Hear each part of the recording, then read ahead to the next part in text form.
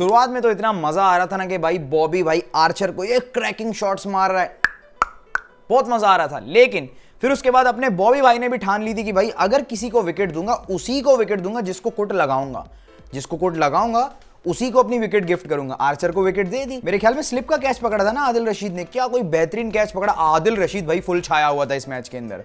खैर काफी चीजों के बारे में बात करेंगे। So hello boys and girls, welcome back to the brand new episode of cric review. आज हम लोग बात करेंगे हमारी एक और जलालत भरे मैच के बारे में जो कि था इंग्लैंड के अगेंस्ट। मतलब अब तो हार की इतनी आदत हो गई है ना कि अब याद भी नहीं आ रहा कि किन किन टीम्स के अगेंस्ट नहीं हारे हम लोग। बहुत मुश्किल हो जाता है ना ये सब कुछ याद करना, क्योंकि आए दिन हम लोग हारते रहते हैं। ये तो अब नॉर्मल सी चीज़ होगी हमारे लिए। जैसे आजकल के दौर में यंगस्टर्स ने जंक फूड को नॉर्मलाइज कर दिया है, उसी तरह हमारी पाकिस्तान टीम ने भी हर टीम से हारने को नॉर्मलाइज कर दिया है। खैर सबसे पहले मैं बात करूंगा कि फिर से जो है पुरानी ओपनिंग पेयर आ गई थी बाबर और रिजवान की, और पावर प्ले के अंदर काफी अच्छा खेला। हालांकि और अच्छा खेल सकते थे बट अच्छा खेला, क्योंकि इंग्लैंड का पावर प्ले अगर आप लोगों ने देखा है तो इंग्लैंड ने 6 ओवर के अंदर 78 रन बनाए। जिस तरह का घटिया टारगेट हमने दिया था ना उनको, क्योंकि मैं पहले भी वीडियोस में बोल चुका हूं कि 160 170 से बाहर तो हम निकल ही नहीं रहे। 200 भाई हमारी औकात के फुल बाहर है, 200 तो बहुत दूर की बात है। खैर स्टार्टिंग के ओवर्स में जिस तरह की हमने बैटिंग की और जिस तरह की उन्होंने बैटिंग की बहुत फर्क था। शुरू के 2 ओवर्स तो भाई बहुत बॉल जाया किए बाबर और रिजवान दोनों ने, बट खैर उसके बाद काफ़ी अच्छी पार्टनरशिप बिल्ड करी। बट एंड आते आते बाबर आउट हो गया आर्चर के हाथों। खैर ओपनिंग अच्छी रही, उसके अलावा जी पुरानी ओपनिंग पेयर आ गया है। लेकिन एक चीज मुझे समझ नहीं आई भाई, शाहीन आफरीदी को ऑलराउंडर का टैग किसने दे दिया है? ठीक है मतलब कभी अगर टीम मुश्किल में फंस जाती है वो कर लेगा कुछ ना कुछ, लेकिन यार हर बार थोड़ी ना ऐसे होता है। वो इंडिया के सामने उसने 2 छक्के क्या मार दिए पिछले साल नहीं उससे पिछले साल T20 वर्ल्ड कप में। अब तुम लोगों के ख्याल में भाई वो ऑलराउंडर है। PSL में मेरे ख्याल में उसकी एक 50 भी आ गई। इनको लगता है कि वो ऑलराउंडर है। मैं भाई बहुत सारी वीडियोस में बोल चुका हूं कि इंटरनेशनल का प्रेशर और लीग्स का प्रेशर कुछ अलग ही होता है। इमाद को नहीं खिला रहा है, कहा जा रहा है कि वो इंजर्ड है। अबे खुदा को मानो यार, जिम ट्रेनिंग इनसे होती नहीं है तो क्यों करा रहे हो? कोई ट्रेनर दे दो भाई इनको। इस तरह थोड़ी ना होता है। अजीब है मतलब यार, फिटनेस मेंटेन करने के लिए सिर्फ जिम जाना जरूरी नहीं है भाई। जिम आपकी जो है ना फिजिक को सिर्फ थोड़ा सा बिल्डअप दे देती है, उसके अलावा जो आपका 70% जो बॉडी का रहता है ना सब कुछ, वो आपके खाने पीने पे रहता है, आपके डाइट पे। खैर ये बात कोई और ही समझा इनको। बट खैर इमाद बाहर बैठा था एंड ऑलराउंडर्स तो है नहीं हमारे पास। मोहम्मद हारिस को हम खिला नहीं रहे हैं। ईगो बहुत है ना भाई, उसने शाहीन के बारे में उल्टा सीधा बोल दिया, ईगो बहुत है। शादाब, आजम खान और अल्लाह आप सबका भला करे शाहीन शाह अफरीदी, ये 3 बंदे डक पे आउट हुए भाई, अंडे पे आउट हुए ये तीनों। और पता है उसके अलावा अगर किसी ने बॉलिंग करी है ना, हमारे बॉलर्स ने तो भाई ठेका ले रखा है कुट खाने का। उस पर मैं बाद में आऊंगा, पहले इंग्लैंड की बॉलिंग की बात करते हैं। इंग्लैंड भाई आदिल रशीद, क्या कैचेस पकड़े उस बंदे ने, जिस तरह के क्रूशल कैचेस उसने पकड़े ना भाई। ये वर्ल्ड कप में यही कैचेस जो है ना आपकी टीम को बचाती है बहुत जगहों पे। Adil Rashid as fielder shine कर गया भाई, एज बॉलर अबे क्या बॉलिंग कराई है यार उसने। इंग्लैंड की बॉलिंग भाई, लिविंगस्टन मेडन ओवर करा रहा है T20 आइस के अंदर, T20 आइस के अंदर लिविंगस्टन मेडन ओवर करा रहा है और मेडन ओवर के अंदर 2 विकेटें भी ले उड़ रहा है भाई। मेरे समझ से तो फुल बाहर है, फुल भाई खतरनाक खेल है। मैंने पहले ही बोला था ये जो इंग्लैंड वाली सीरीज है ना, ये भाई फुल मौत का खेल है। इसके अंदर हम लोग एक्सपोज होंगे, ये फुल मौत का खेल है, इसके अंदर हम लोग एक्सपोज होंगे। और वैसा ही हुआ, एक्सपोज हुए। आदिल रशीद ने जिस तरह के खतरनाक कैचेस पकड़े ना, मुझे तो पक्का यही फीलिंग आ रही थी कि अगर इस वक्त कोई पाकिस्तानी होता ना तो वो पक्का ये कैचेस छोड़ देता, क्योंकि जिस तरह की फील्डिंग वो बंदा कर रहा था। ओवरऑल इंग्लैंड की टीम ने काफी अच्छी फील्डिंग की है भाई। जिस तरह से वो एक रन बचा रहे थे ना, यही एक रन कभी कभी गले पे अटक जाते हैं। खैर आजम साहब एक मरतबा फिर से 0 पे आउट हो गए, उन्होंने कोई परफॉर्मेंस नहीं दी एंड वो बाउंसर पे आउट हो गए। ठीक है, उनके ग्लव्स पे आई थिंक बॉल लगी थी और फिर बटलर ने कैच कर दिया। इस तरह के बॉल्स पे अब आउट होने की आदत हो गई है। क्योंकि मैं काफ़ी वीडियोस में चिल्लाता रहा हूँ, आप लोग मेरी पुरानी वीडियोस देख सकते हो, उसके अंदर मैं यही कह रहा हूँ कि भाई तू अपने फिटनेस पे ध्यान दे। बट नहीं, फिटनेस पे तो ध्यान देना ही नहीं है, बस ताबिश के शो में आना है जी। जिस दिन ना मुझे ये महसूस होगा कि मैं फिटनेस पे फोकस करूँ तो उस दिन करूँगा। भाई कब महसूस होगा तुझे?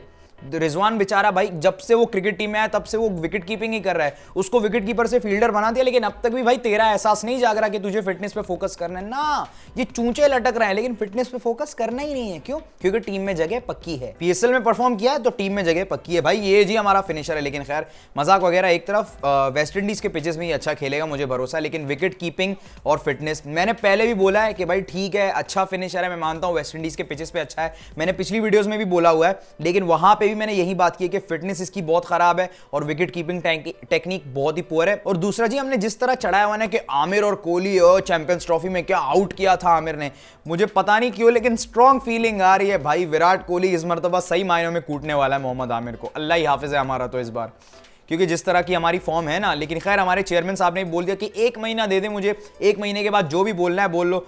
ठीक है, खैर अभी इस मैच पे क्रिटिसाइज करते हैं, बाकी T20 वर्ल्ड कप में देखते हैं अब क्या होता है। शायद इन्होंने भी स्क्रिप्ट लिखी हुई है, ऐसे मीम्स वगैरह तो बन रहे थे, लेकिन जिस तरह की फॉर्म हमारी चल रही है ना, अल्लाह ही हाफिज़ है। ठीक है, मुझे नहीं पता ये लोग T20 वर्ल्ड कप में क्या गोल खिलाएंगे। अब तो यूएसए के साथ भी मुझे डर लगने लगा है, क्योंकि यूएसए ने बांग्लादेश को कूट दिया है और हमारा पहला मैच भी उनके साथ है। और इंडिया के पास एडवांटेज भी है, इंडिया का एक वार्म अप मैच भी है, वो भी न्यूयॉर्क के अंदर है। उसके अलावा उनका यूएसए वाला मैच भी न्यूयॉर्क के अंदर है, और उसके बाद जो उनका हमारा मैच है वो भी न्यूयॉर्क के अंदर है। हमारा सिर्फ यूएसए वाला मैच हमारा न्यूयॉर्क के अंदर नहीं है, क्योंकि भाई हम अपना पहला मैच कहीं और खेलेंगे। इंडिया को पिचेस की कंडीशंस पता लग जाएगी कि भाई इन पिचेस पे कैसे खेलना है। क्यों, वो पहले 2 मैचेस खेल रहे हैं, एक वार्म अप मैच बांग्लादेश के अगेंस्ट एंड दूसरा मैच मेरे ख्याल में आयरलैंड के अगेंस्ट या यूएसए के अगेंस्ट, जिसके भी है, बट वो न्यूयॉर्क के अंदर खेल रहे हैं, तो उनको पिचेस का सही मायनों में अंदाजा है। ठीक है, हम सीधा इंडिया वाले मैच में ही उतरेंगे भाई, इंडिया के पास एडवांटेज तो है वो इस चीज का भरपूर फायदा उठाएंगे। और लिख के रख लो भाई, मुझे तो वैसे लग रहा है कि भाई इस मरतबा इंडिया जो है ना मैं कूट ना दे।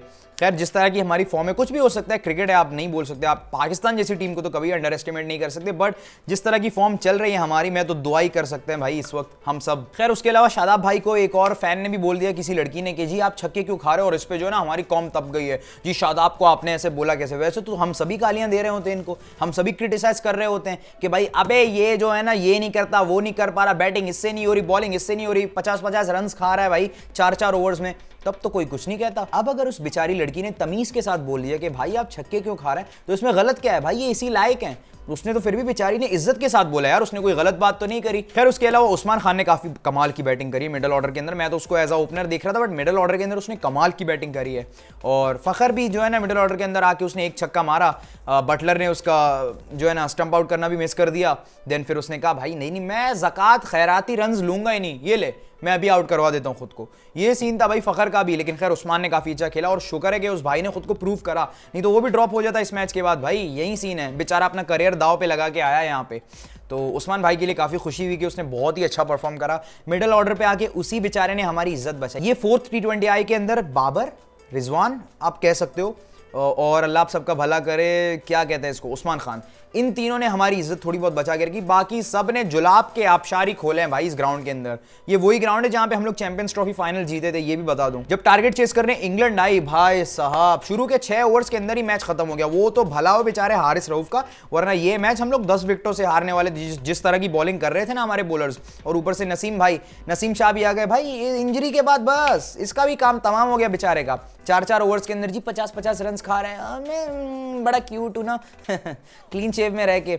बट खैर नसीम भाई भी जो है ना अब 50-50 रन खा रहे हैं 4-4 ओवर्स में। ये मजाक मस्तियां अपनी जगह, ये डॉलर्स के साथ पसीने साफ करना, एक तो गर्मी बहुत ज़्यादा हो रही है कराची में भी, ये डॉलर्स के साथ पसीने साफ करना जी ये सब साइड पे करो और अब परफॉर्मेंस पे ध्यान दो। ये वेकअप कॉल है भाई, वेकअप कॉल कब आएगा तुम लोगों के लिए? वर्ल्ड कप सर पे आ गया, लेकिन अभी तक इनको सीरियस नहीं होना।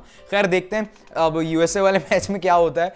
वैसे सपोर्ट तो पूरा करूंगा, बट उम्मीदें कम है भाई इनसे। ये जो लोग कह रहे हैं ना जी दाना डाल रहे, पाकिस्तान की टीम ही सबसे टफ आएगी इस टूर्नामेंट में, लेकिन भाई जिस तरह की सूरत हाल है ना, मुझे तो बहुत डर लग रहा है, मुझे बहुत ज़्यादा डर लग रहा है। सपोर्ट तो मेरा पूरा रहेगा 100%, बट मेरा दिल नहीं मान रहा कि पता नहीं इस मरतबा ये लोग जीतेंगे कि नहीं। मतलब दिल मान रहा बट दिमाग नहीं मान रहा।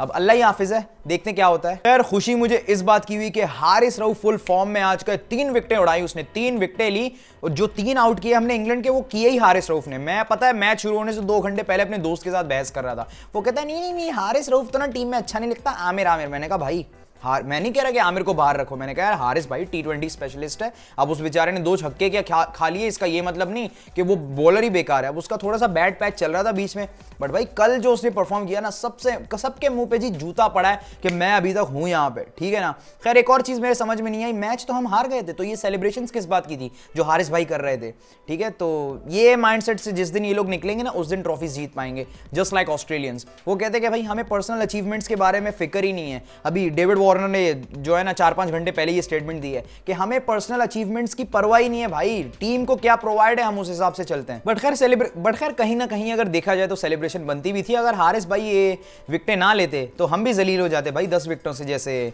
170-0 एंड 152-0 खैर आई एम जस्ट जोकिंग। उसके अलावा मेरे काफ़ी इंडियंस दोस्त मुझे कह रहे थे कि जी आपने जो है ना आईपीएल फाइनल पे बात नहीं की। अबे क्या बात करता भाई आईपीएल फाइनल पे, इतना कोई थका हुआ फाइनल यार। मतलब मैं एसआरएच से इतनी उम्मीदें लगा के बैठा था मेरी प्यारी काव्या मैम के लिए, एंड रुला दिया ना बेचारी को। बट खैर पैट कमिंस को साइलेंट करा दिया। ऑस्ट्रेलियन वर्सेस ऑस्ट्रेलियन था भाई ये full, Mitchell Starc versus PAT Cummins. और खैर सुनने में ये भी आया कि मिचेल स्टार्क कुछ टाइम के बाद ओडीआई फॉर्मेट से रिटायरमेंट ले लेगा। आई थिंक कि चैंपियंस ट्रॉफी के बाद वो रिटायरमेंट ले लेगा ओडीआई फॉर्मेट से, क्योंकि अभी वो 34 का है और जब तक चैंपियंस ट्रॉफी खेलेगा आई थिंक वो 35 का हो जाएगा, तो वो ओडीआई फॉर्मेट से रिटायरमेंट ले लेगा।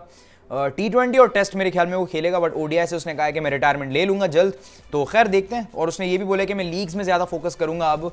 तो ठीक है भाई, वैसे भी वो हर चीज़ तो अचीव कर चुका है यार। 2 वर्ल्ड कप जीत चुका है, एक T20 वर्ल्ड कप जीत चुका है, एक वर्ल्ड टेस्ट चैंपियनशिप जीत चुका है। और क्या चाहिए भाई प्रूव करने के लिए? हर चीज़ तो आप जीत चुके हो, एक चैंपियंस ट्रॉफी के अलावा। वो ये ना उठा ले भाई अगले साल, खुदा को मानो यार, इतना सब कुछ तो तुमने जीता है। इस T20 वर्ल्ड कप को लेने में भी ये लोग सीरियस हैं, ट्रेबल जीतना चाहते हैं। जैसे फुटबॉल में होता है ना ट्रेबल, हर क्लब जो है ना एक ही सीजन में 3 ट्रॉफीज अगर जीत गई, 3 मेन ट्रॉफीज, अपना लीग, चैंपियंस लीग और जो कोई तीसरा कप होता है जिसके अंदर जो है ना हर कंट्रीज के क्लब्स खेलते हैं, जैसे इंग्लैंड में FA कप होता है, वैसे क्रिकेट का ट्रेबल ये लोग ना जीत जाएं। पिछले साल इन्होंने वर्ल्ड टेस्ट चैंपियनशिप और वर्ल्ड कप जीता, इस साल अगर ये T20 वर्ल्ड कप जीत गए ना, इनका ट्रेबल हो जाएगा भाई, इनका ट्रेबल हो जाएगा। लेकिन खैर मुझे लग नहीं रहा कि इस मरतबा ऑस्ट्रेलिया जीते, पता नहीं क्यों यार, इस मरतबा फीलिंग नहीं आ रही ऑस्ट्रेलिया को लेके। तो खैर मैं मिलता हूँ नेक्स्ट टाइम, अब सीधा वर्ल्ड कप के टाइम ही मिलेंगे। और जर्सी रिव्यू वीडियो जल्द आने वाली है, सभी टीम्स की जर्सीज का हम लोग रिव्यू करेंगे, तो बेल आइकन जरूर ऑन करना। और खैर मेरे चैनल पे क्रिक रिव्यूज आते रहते हैं, ठीक है, क्रिकेट के मैचेस के हम लोग रिव्यूज करते रहते हैं और गेमिंग भी करते रहते हैं, स्टोरी वाली गेम्स खेलते रहते हैं, तो सब्सक्राइब जरूर करना। मैं मिलूंगा next time with more videos, तब तक के लिए गुड बाय।